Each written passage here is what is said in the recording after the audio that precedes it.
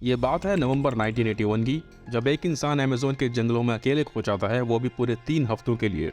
और वो जंगल जो फेमस अपने बहुत बड़े साइज के लिए, जो फैले हुए हैं 6.7 मिलियन स्क्वायर किलोमीटर में, और साथ ही साथ घर है दुनिया के बेहद खतरनाक जानवरों का। यहाँ किस तरह एक अकेला इंसान 3 हफ्तों तक सरवाइव कर पाता है, आइए जानते हैं आज की इस रियल सर्वाइवल स्टोरी में, जो है इसराइल के रहने वाले योसी गिंसबर्ग के बारे में।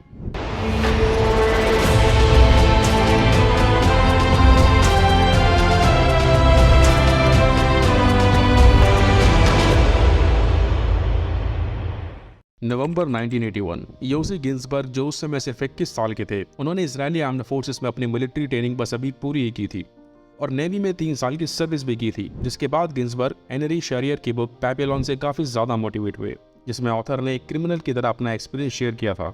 इस बुक से गिंसबर्ग इतने ज्यादा इंप्रेस हुए कि वे बेहद जल्द ही पूरी दुनिया को एक्सप्लोर करने के लिए रेडी हो गए और फिर उन्होंने साउथ अमेरिका पहुंचकर बेहद फेमस और खतरनाक अमेज़न के जंगलों में अपनी जर्नी शुरू करने का प्लान बनाया। जब गिंसबर्ग ने अपनी जर्नी शुरू ही की थी, तभी उन्हें रास्ते में 3 और लोग मिले। पहले थे केविन गेल, जो कि एक अमेरिकन फोटोग्राफर थे।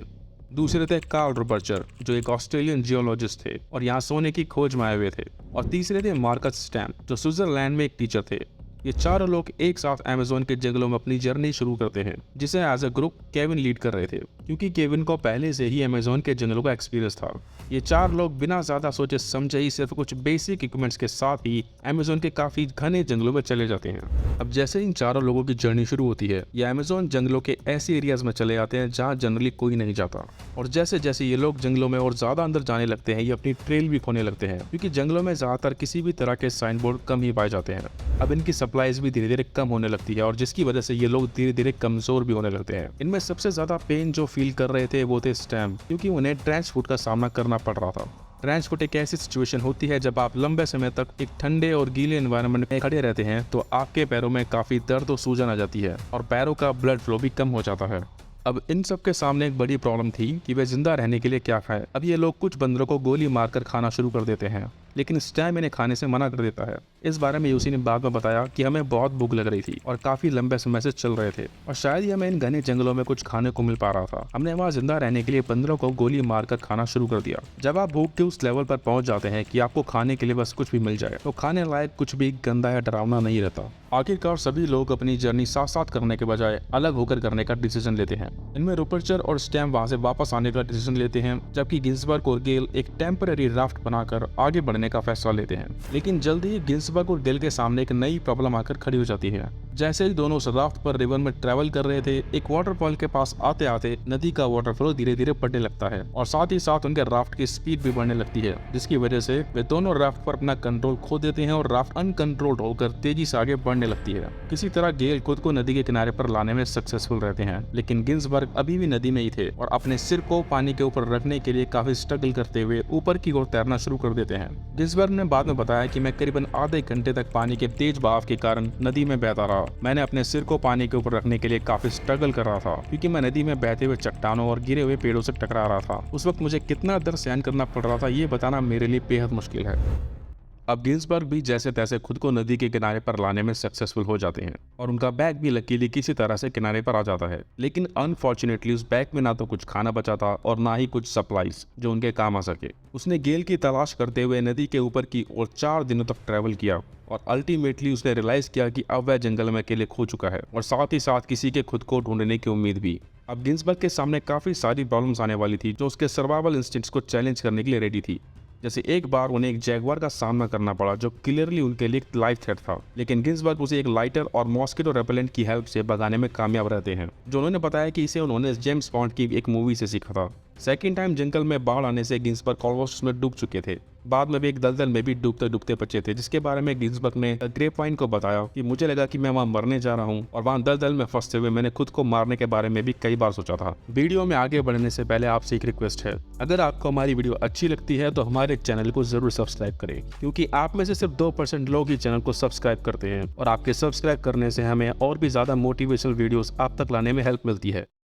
उनकी जर्नी के दौरान उनकी मुलाकात एक औरत से होती है और वह भी उनकी जर्नी में शामिल हो जाती है, जिसके बारे में गिंसबर्ग ने द सन को बताया कि वह औरत मुझे मेरे वर्स्ट मोमेंट में दिखाई दी, जब मैंने जिंदगी से हार मान ली थी। मैंने कई बार उससे बात करने की बहुत कोशिश की, लेकिन उसने मेरी किसी भी बात का कोई रिप्लाई नहीं किया। मैंने हम दोनों के लिए कैंप भी बनाया और उसके लिए वहाँ पर सोने के लिए जगह बनाई, लेकिन यह सब कुछ और नहीं, गिन्सबर्ग का एक हेलुसिनेशन था। और जब ये औरत वहाँ से अचानक गायब हो गई तब गिन्सबर्ग को ये सब रियलाइज हुआ और उन्हें ये टेंशन भी हुई कि शायद वे अपनी मानसिक शक्ति खो चुके हैं। उस समय तक गिन्सबर्ग काफी ज्यादा कमजोर हो चुके थे और वे कुछ बेरीज और एग्स खाकर ही जिंदा थे जो उन्हें उस जगह पर पाए जाने वाले कुछ घोंसलों में मिले थे। दूसरी तरफ बाढ़ वाली सिचुएशन के बाद से उनके पैरों में फंगस पड़ने लगी थी और उनके माथे पर भी कीड़े पड़ने लगे थे। लेकिन गिन्सबर्ग की उम्मीद तब और भी ज्यादा टूटने लगती है जब एक एयरप्लेन ठीक उसके ऊपर से उड़कर निकल जाता है, जो उसके बहुत आवाज लगाने और चिल्लाने के बाद भी नहीं रुकता। अब जैसे जैसे उसके पैरों में और ज्यादा पस पड़ रही थी, गिन्सबर्ग जिंदा रहने की उम्मीद छोड़ते जा रहे थे। लेकिन फिर उसने खुद को एक पेड़ पर चींटियों के झुंड से कटवाने की कोशिश की, ये सोचते हुए कि ऐसा करने से उनमें कुछ एनर्जी आएगी और खुद को आगे ले जा पाएंगे। गिन्सबर्ग बताते हैं कि मैं सचमुच में गया और एक पेड़ को हिलाया और कुछ बार उन चींटियों के झुंड को गिरा दिया, क्योंकि मेरे पैर मुझे अब आगे और नहीं ले जा सकते थे और मुझे खड़े होने और चलने की जरूरत थी। मैंने खुद को चींटियों के झुंड से नहलाया और काफी दर्द महसूस करते हुए उठने और आगे बढ़ने में कामयाब रहा। लकीली कुछ समय बाद गिन्सबर्ग ने एक इंजन की आवाज़ सुनी। ये गेल था जो काफी दिनों से वहाँ के लोकल लोगों के साथ मिलकर उसे ढूंढने की कोशिश कर रहा था। लेकिन जैसे ही गेल अपनी सर्च खत्म करने वाला था तभी उसे गिन्सबर्ग मिल गया। अब गिन्सबर्ग को वापस ले जाया गया, उसका इलाज किया गया जो करीबन 3 महीने तक चला था। गिन्सबर्ग के इतने दिनों तक जंगल में अकेले रहने को वहाँ के लोग किसी भी जादू से कम नहीं समझ रहे थे। उस ग्रुप के बाकी 2 लोग कार्ल और मार्कस का कभी पता नहीं चल पाया, लेकिन बाद में पता चला कि कार्ल एक्चुअल में एक वांटेड क्रिमिनल था। योसी गिन्सबर्ग की इस सर्वाइवल स्टोरी से हम 2 इंपॉर्टेंट लेसन सीख सकते हैं। फर्स्ट, जंगल में खो जाने और अकेले होने के बाद भी योसी ने बिल्कुल भी हार नहीं मानी और सभी चैलेंजेस को एक स्ट्रॉन्ग डिटर्मिनेशन के साथ फेस करते रहे। सेकंड, योसी की स्टोरी प्रोएक्टिव अप्रोच की इंपॉर्टेंस को समझने पर जोर डालती है। खुद को जंगल में जिंदा रखने के लिए जो भी नेसेसरी स्किल्स और नॉलेज की जरूरत होती है वो उनके पास पहले से ही थी और जिसकी वजह से वो जंगल में सर्वाइव कर पाए। यह हमारे लिए एक रिमाइंडर की तरह काम कर सकता है कि हमारी लाइफ में कभी भी और कहीं भी अनएक्सपेक्टेड सिचुएशंस आ सकती हैं और हमें इनके लिए हमेशा रेडी रहना चाहिए। प्रोएक्टिव होकर हम समय से पहले ही खुद को रेडी करके हम मुश्किल से मुश्किल सिचुएशन में भी अपने सर्वाइव करने के चांसेस को बढ़ा सकते हैं। आप खुद सोचिए कि आपको इस टाइम सबसे ज्यादा किस काम के लिए प्रिपरेशन करने की जरूरत है।